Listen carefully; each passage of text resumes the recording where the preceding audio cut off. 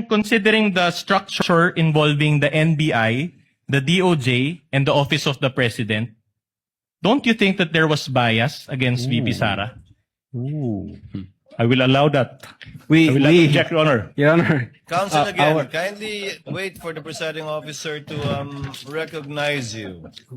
My question is this: are you aware of any final verdict by any court that VP Sara is Same. guilty? Same, Your Honor. Same. If he is aware. Witness will answer if he knows. well, insofar as the NBI Cybercrime Division is concerned, during that time, I'm not aware. So, insofar as this case is concerned, no final verdict yet. I don't know, Your Honor. I don't know.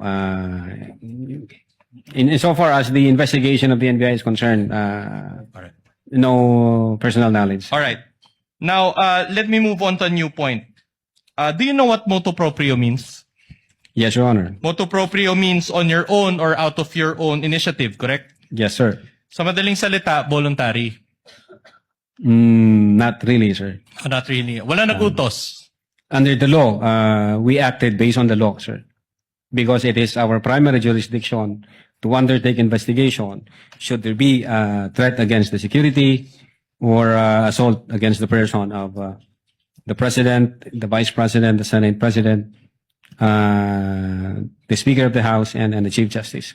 Very well. Now, my question is this. Insofar as this case is concerned, did the NBI conduct an investigation motu proprio? Yes, Your Honor. The fact, kanino ho, Your Honor, yung sinatanong nyo? Conduct an investigation, kanino po? Insofar as this case is concerned, did you conduct a case motu proprio? Your Honor, the NBI conducted an investigation motu proprio on November 23, 2024. And on that same date, Your Honor, the Department of Justice directed the NBI to conduct an investigation on the matter. So, partly motu proprio, partly directed by the DOJ. Is that what you're saying? No, Your Honor. No, Your Honor. With or without the directive from the DOJ, the NBI has primary jurisdiction on that case, and therefore we can investigate on that particular case. Yeah, but a while ago, during your direct examination, you admitted that the DOJ secretary directed you, correct? During that day, yes, sir. After na ma-instruct ako ng direktor na mag-imbestiga, then thereafter, the Department of Justice directed the NBI na mag-conduct ng investigation. And did you follow that directive? Well, it's the Department of Justice. Why should not I follow, sir? Aren't you an independent body? Well, Your Honor, under the law, Republic Act 10867, it states there that the Department of Justice can direct the NBI to conduct any investigation when the public interest so requires, sir. Okay, so the NBI is under the DOJ, correct? Definitely, sir. And the DOJ is under the Office of the President, correct? Yes, sir, under the executive branch, sir. Meaning the Secretary of the DOJ is under the Office of the President, correct? No question to that, sir. No question. So BBM has control over both the NBI and the DOJ, correct? What do you mean by control, sir? What's your interpretation of control? You seem to be a smart man. The Department of Justice and the Office of the President, insofar as the function of the NBI is concerned, hindi ho sila nakikialam doon.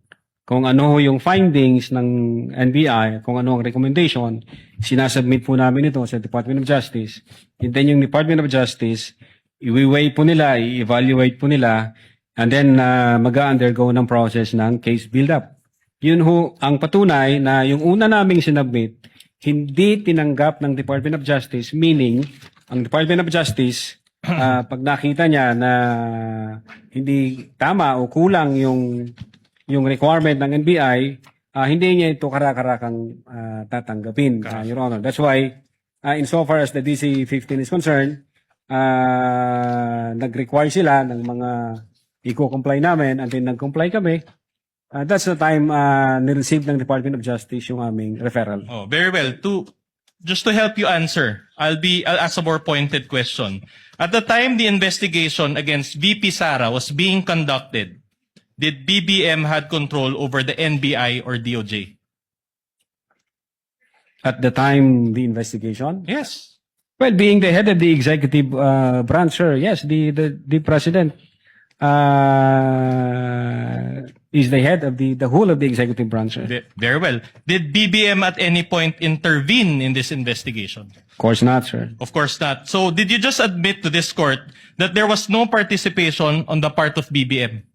Again, the purpose of the submission of the affidavit is No, for the preliminary question is very simple, investigation, Your sir. Witness answer. Can we ask Your Honor Allow the that witness to answer. Witness is in the process. The purpose of the referral that we submitted to the Department of Justice is for the purpose of preliminary investigation, which under the new rules of the NPS, pwede ho ang law enforcement agency na mag-submit ng complaint affidavit kahit wala yung affidavit ng complainant for purposes of preliminary investigation. So, the complaint from the President is not an indispensable requirement insofar as the preliminary investigation is concerned by the DOJ, sir.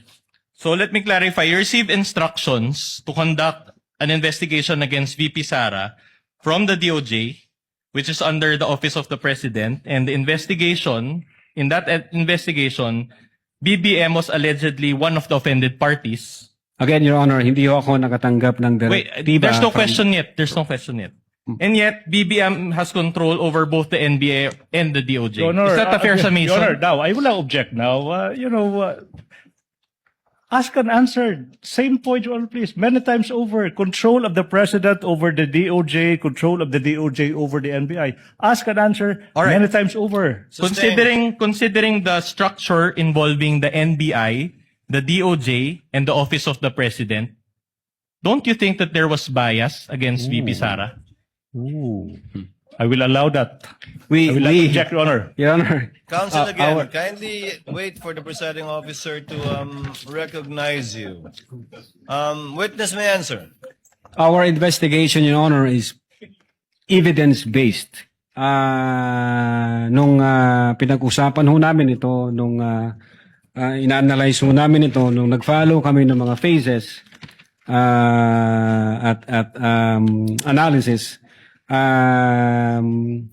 we believe and we agree that among ourselves na buo ang ebidensya, kompleto ang ebidensya, na comply natin yung requirement ng prima facie case with reasonable certainty and conviction. And so sinubmit ho namin yan sa DOJ na ang paniwala po namin ay kompleto ho at na-comply namin yung requirement All right. Either way, ng kaso. okay. Either way, the NBI can initiate its own investigation when necessary, correct? The NBI can initiate its own In investigation. fact, you mentioned RA 10867, correct? Yes, sir. And please allow me to read Section 5G thereof. It says, cases involving threats to security or assaults against the President, the Vice President, Senate President, Speaker of the House of Representatives, and Chief Justice of the Supreme Court. You confirm this, correct?